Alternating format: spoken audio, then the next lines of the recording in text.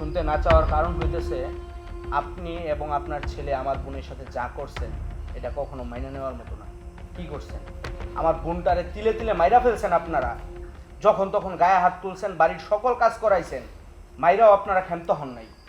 আপনারা ঘাটটা ধাক্কা দিয়ে আপনাদের বাড়ি থেকে বের করে দিচ্ছেন। আমি আপনাকে সম্মানের সহিত বলতেছি, আপনি এই বাড়ি থেকে চলে যান। আমার বোনকে একটা মুহূর্তের জন্য আমি আপনাদের বাড়িতে পাঠাবো না।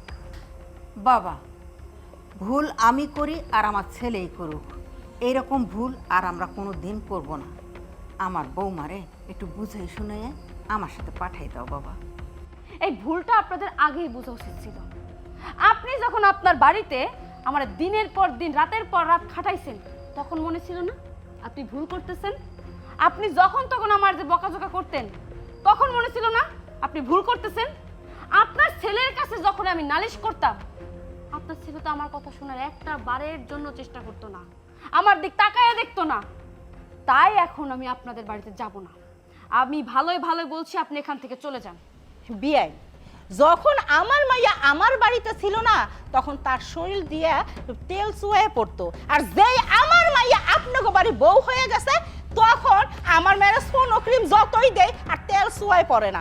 আমি বুঝতে পারি যে আমার মাইয়া আপনাকে বাড়িতে যায় কত অশান্তিতে থাকছে, কত খারাপ ভাবে আপনারা তারে রাখছেন।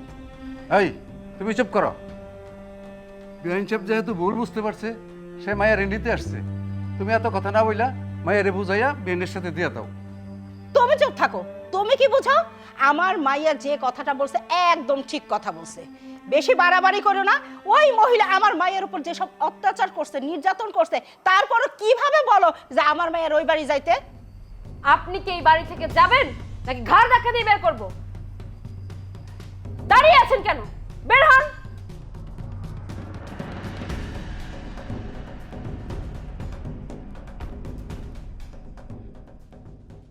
কিরে বাবা, তুই কই দেখতেছস?